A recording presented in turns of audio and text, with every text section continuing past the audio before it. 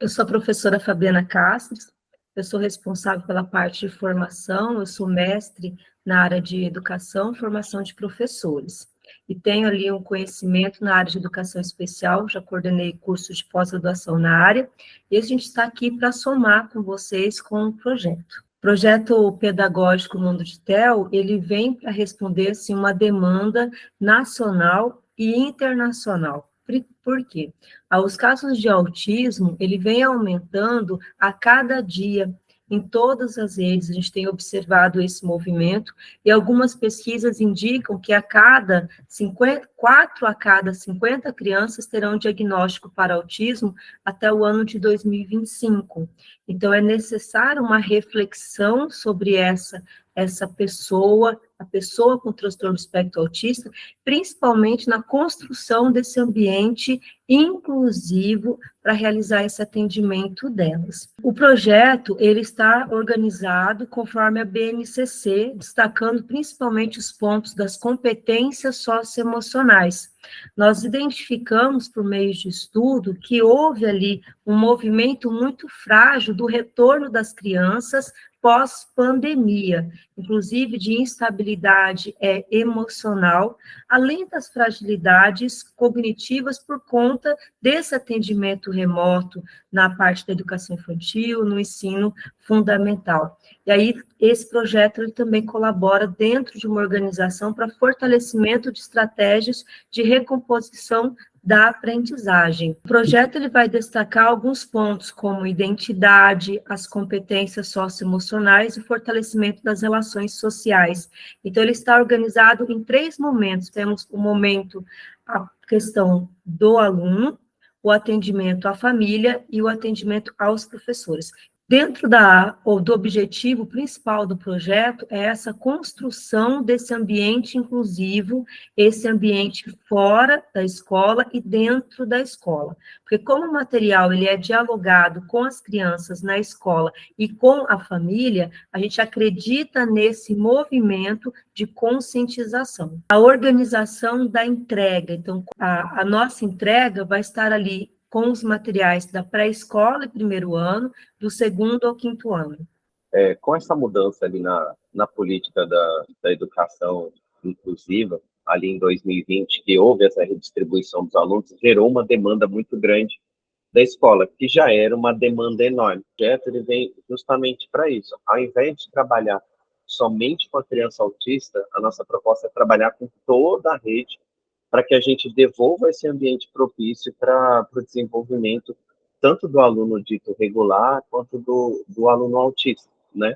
É para trazer essa reorganização do espaço, né? Por meio das estratégias ali de desenvolvimento de empatia e atuando principalmente na família, porque muita coisa que o aluno traz para a escola, ele traz do convívio familiar, sabe? Então, é nesse tripézinho que a gente vai entrar agora, que a gente pretende atuar, que é dar subsídio para o professor lidar com as situações, que são todas situações muito novas para eles, para a família contribuir com esse processo de transformação, e para o aluno também entender essa nova dinâmica, entender essas diferenças, tanto dentro de si quanto no outro. Nessa dinâmica que nós vamos trazer as estratégias pedagógicas para serem desenvolvidas em sala.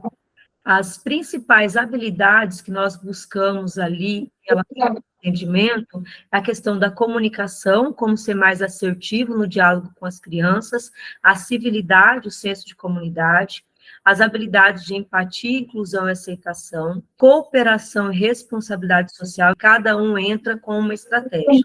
A superação do capacitismo, né, porque a gente sabe que existe isso muito forte ainda, então a gente vai trabalhar todas as potencialidades dos alunos, do espaço que ele tem, né, dentro dessa, qual que é a sua potencialidade, a criança com atendimento especial e a criança comum, né, a criança dita do regular.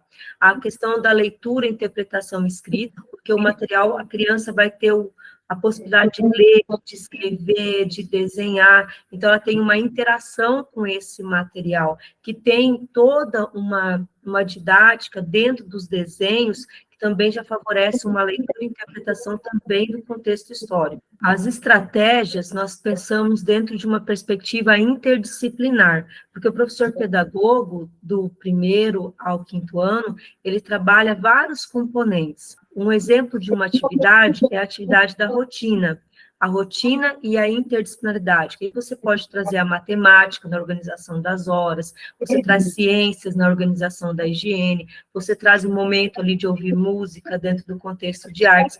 Então, é possível trazer várias estratégias dentro das habilidades previstas na BNCC. Muitas vezes a gente percebe que quando a família recebe o laudo, quando o aluno é laudado, primeiro ele tem um momento de negação e depois ele, muitas vezes, fala, não, então toma meu filho aí e cuida dele para mim. Então, essa parte de superação capacitiva, a gente vai trabalhar bastante com a família para que ela entenda que aquele aluno ele tem especificidade, sim, mas ele tem muitas habilidades, né? Então, a gente vai trabalhar dentro dessa perspectiva de instalação de habilidades também e dessa mentalidade da família. E colaborando, as atividades propostas vão desenvolvendo cada habilidade dos alunos, como a empatia. Nós temos atividades que trazem a questão do estado de presença, que é quando as crianças têm a possibilidade de dizer como elas se sentem. Na construção desse ambiente inclusivo, é dar voz a todos os nossos alunos. Então, as crianças vão falar, eu também não gosto de ficar sozinho, eu não gosto quando correm perto de mim. Então, ela tem a possibilidade de falar, marcar, poxa, não é só a criança autista que tem algumas restrições de comportamento. Eu também não gosto. E a partir desse momento, eu tenho a possibilidade de contar para as pessoas que eu não gosto. Então, trazer esse estado de presença para a sala de aula. E eu acho que essa daí é uma das coisas mais importantes do projeto, porque a partir do momento que a criança começa a perceber o que ela não gosta, ela adquire a habilidade de perceber que o outro também não gosta das coisas e a gente tem a oportunidade de trabalhar o respeito dessas diferenças, independente de quais sejam elas. Assim, no que eu acredito muito, que é o que a gente vê acontecendo. Funciona para a sala onde tem a criança com especificidade, com certeza, mas ele também é muito benéfico para a rede, independente se há ou não criança em situação de inclusão na sala de aula. Porque ele vai trabalhar a base do relacionamento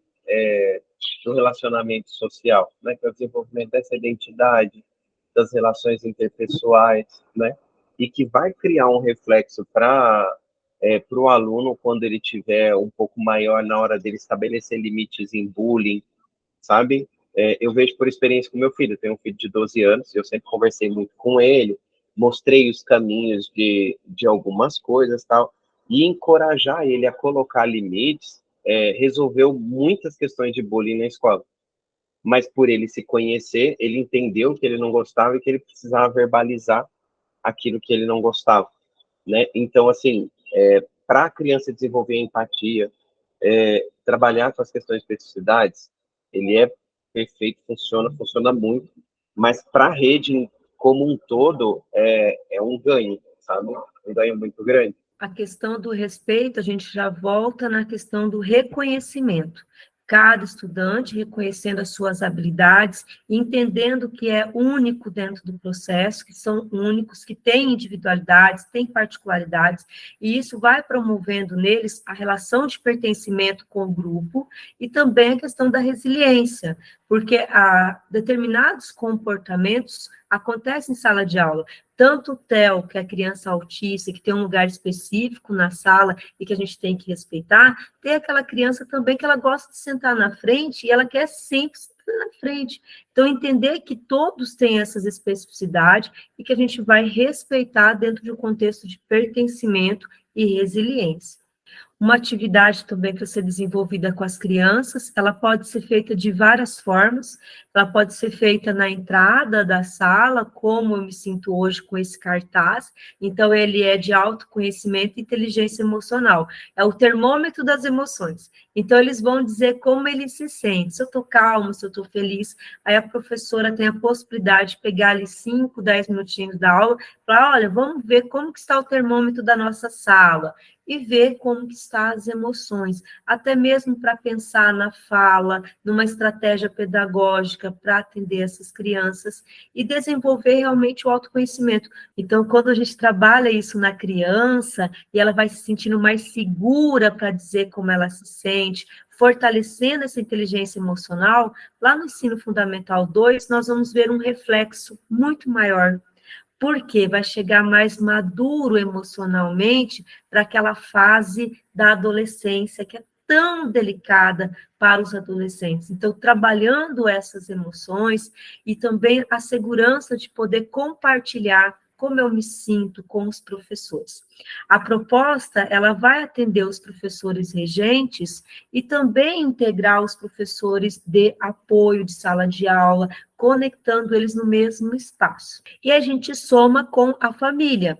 Então, dentro dessas relações familiares, a situação, essa conexão com a família da criança autista ou da criança que tem alguma deficiência, alguma necessidade específica, com os alunos do regular.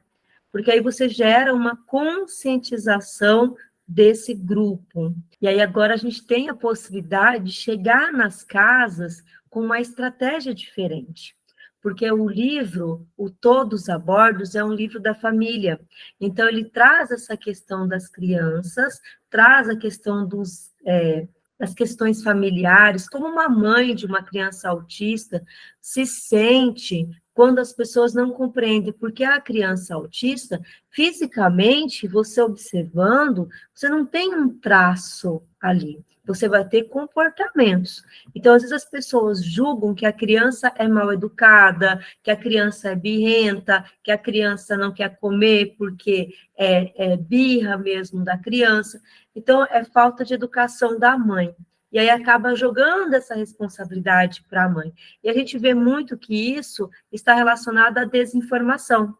Então, o livro traz algumas situações para a família compreender como também uma mãe de uma criança atípica se sente. Uma ilustração que destaca os principais pontos da emoção. Então, com a ilustração, você já consegue perceber a emoção da mensagem.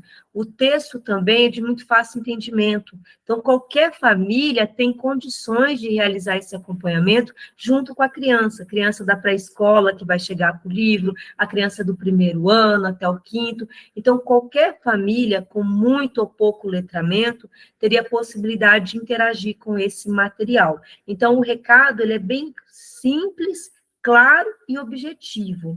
Então, quando a gente procura essa linguagem para realmente trazer essa transformação, porque a criança, quando ela fala de forma simples, né? Ela dá o recado.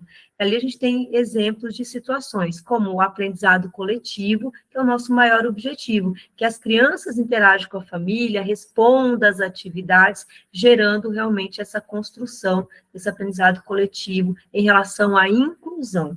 E é nesse sentido que o material vem colaborando com a estrutura que vai para casa, então a criança vai realizar essa intervenção familiar. E tem um exemplo de um projeto que é super bem sucedido, que é o Mar Amarelo, quando a gente fala sobre a questão de trânsito. A gente educa quem? As crianças. É a criança que vai lá e fala assim, pai, o amarelo é para ter atenção, não é para acelerar o carro. E a criança sendo esse agente de transformação, porque a escola faz todo um trabalho com as inteligências socioemocionais, respeito. Eu tenho um colega dentro da sala que tem autismo. Quando chega aí em casa e a família não dá continuidade, aí de 100% do que a criança já tinha incorporado ali, você perde ali pelo menos 50%. Aí você volta para tentar reforçar isso daí e aí vai para casa. Com esse material, não, você tem a possibilidade de trabalhar na sala e vai para casa. Então, a criança vai trazer para a família esses 50% que lá está no zero. Então, vai fazendo aquelas pequenas intervenções. Olha, eu também fico ansiosa, pai.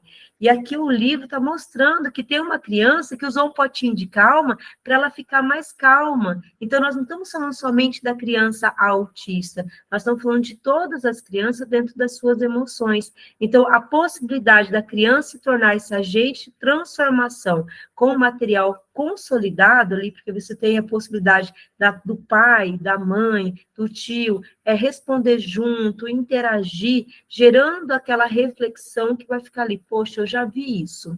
Eu já estive no supermercado e vi que naquela fila tem um lacinho, que significa uma prioridade da criança autista. E aquela criança fez birra lá. Falei assim, mas não é birra. Agora eu estou entendendo que é um comportamento atípico. Então, ele vai sair da escola, vai para casa, e da casa vai para a sociedade, que é o que a gente busca, essa sociedade inclusiva. Então, nós vamos estar contribuindo dentro da rede, que vocês já fazem um excelente trabalho, a gente observa por esse cuidado com o estagiário, está dentro de um acompanhamento supervisionado, dos professores que vão estar realizando esse acompanhamento, uma possibilidade de conectar com uma formação. Então, nós temos o material que vai atender o professor. Então, a criança leva o livro para a sala de aula, leva o livro para casa, e o professor recebe o material de orientação dele, o material do professor, com as orientações dentro das referências da Base Nacional. Junto, nós entregamos uma formação. Ela é uma formação no ambiente virtual, formação EAD de 20 horas. Essa formação tem uma certificação, então a gente organiza todo um certificado para esses profissionais que vão estar fazendo. A formação, como acontece no ambiente virtual, ela tem um suporte pedagógico online, para tirar as dúvidas, para realizar essa interação, e também nós temos um espaço que é a troca de experiências, que é a sala do professor dentro do nosso ambiente virtual. Então, ali você troca as experiências exitosas de como foi desenvolvido o projeto pedagógico, o mundo de TEL, nas salas. Então, um pode contar, eu utilizei essa sugestão de rotação por estações, montei uma turma ficou com a rotina da manhã, uma turma ficou com a rotina da tarde, outra turma ficou com a rotina da noite, e aí as crianças vão construindo essas atividades pedagógicas, e dentro do ambiente virtual elas podem estar ali compartilhando essa experiência, fortalecendo a formação por meio das trocas. Um dos grandes diferenciais na implementação do projeto tem sido esse ambiente de troca de experiência. Por quê? É uma forma das ações positivas do que está dando certo na rede correr muito mais rápido entre os professores. Então, além deles aprenderem com a formação ali, desenvolverem um pouco mais de conhecimento, terem mais segurança para desenvolver as suas atividades em sala de aula, lidar com o aluno regular, lidar com o aluno com especificidade, eles também têm o encorajamento dos outros professores, né? Porque eles veem, na escola tal, o professor fez tal coisa, e lá deu certo. Quando acontecer comigo, eu vou fazer a mesma coisa. Então, eles acabam se motivando nesse processo, né? Eu acho que fora essa parte de troca de experiência, também tem o suporte da editora, que a gente procura desenvolver um relacionamento direto com o professor. É lógico que a rede autorizando, no sentido de acompanhar mais de perto o andamento da formação deles, a execução das sequências didáticas que a Fabi já vai explicar, motivar também o professor que muitas vezes não se engajou por falta de tempo ou qualquer outro motivo, né? Então, a editora traz essa preocupação de andar junto com a rede durante a implementação do projeto. Das formações, a gente tem trabalhado de várias formas, tentando, assim, ao máximo se adaptar à rede, né, dentro do que é viável. E a gente tem uma formação que a gente fez semana passada, que ela foi totalmente EAD, mas também a gente fez um momento de sensibilização para os professores da manhã, para os professores da tarde, foi uma chamada via Zoom, ao vivo. A gente trouxe a autora do livro, falou sobre questões da ilustração, das cores, tiveram várias coisas bem bacanas, e a gente vê na pesquisa pós-formação que eles saíram mais encorajados, né? Eu acho que, se eu não me engano, Fabi, foram ali a maioria dos professores entre 8, 9 e 10, no sentimento de estar mais encorajado para lidar com as situações do dia a dia. Tem uma outra cidade que, essa semana, que a Fabi está vindo para São Paulo hoje, que a gente vai fazer um momento presencial com os professores, vai trazer um especialista da área clínica para fazer uma palestra para os pais, professores. Eu acho que vai muito assim da demanda da rede, né? Da rede falar, olha, a gente está tendo essa dificuldade que é mais pontual, é mais predominante. A gente consegue atender dentro do andamento do projeto e tratar essa demanda específica também, além de todo o resto. E nós temos uma base de organização que a gente discute os marcos legais relacionados à questão do transtorno espectro autista, compreender mesmo que existe uma lei sobre os direitos, a gente trata da Base Nacional Comum Curricular dentro da perspectiva da inclusão, trazemos o que é o transtorno espectro autista, quais são os tipos de suporte, para as pessoas entenderem a vivência dessa criança. A relação, inclusive, entre o aluno e a família, estratégias para trazer também a família para esse espaço, e o espaço da sala do professor. Essa é a nossa estrutura de formação básica. Por que que a gente traz a referência e usa essa questão básica? Porque a gente vai trazer as necessidades da rede. Então, se a rede precisa, fala assim, professor, olha, a gente precisa discutir mais empatia e inclusão. A gente precisa trabalhar mais a questão emocional das crianças. Nós precisamos trazer mais atividades voltadas para a recomposição da aprendizagem, utilizando a referência do material. E a gente vai organizando conforme a necessidade da rede, porque a gente busca a construção desse ambiente saudável de aprendizagem, porque uma sala que compreende as questões de inclusão da criança, em caso de desorganização de uma criança, ela vai ficar muito mais tranquila para receber o impacto da ação e ajudar a equilibrar essa criança para ela retornar ao seu estado normal. Então, é interessante essas discussões, no caso, toda a formação, a gente dialoga com vocês da secretaria, a gente apresenta os pontos da formação, e aí vocês vão opinando, olha, professor, eu gostaria que fosse inserido isso, eu acho que esse ponto aqui, a nossa rede já é muito forte nesse ponto, então vamos trabalhar esse que é um pouco mais frágil, a gente vai trazendo essa referência. A possibilidade da sala do professor é um diferencial na conexão entre os indivíduos, porque nós vamos trazer aqui o professor regente, nós vamos trazer o professor de apoio, nós vamos trazer o estagiário, então todos podem estar no mesmo espaço formativo para trocar conhecimento e experiência. Aquele que já é um especialista contribui de uma forma significativa. Aquele que está aprendendo, ele vê assim, nossa, existe essa possibilidade.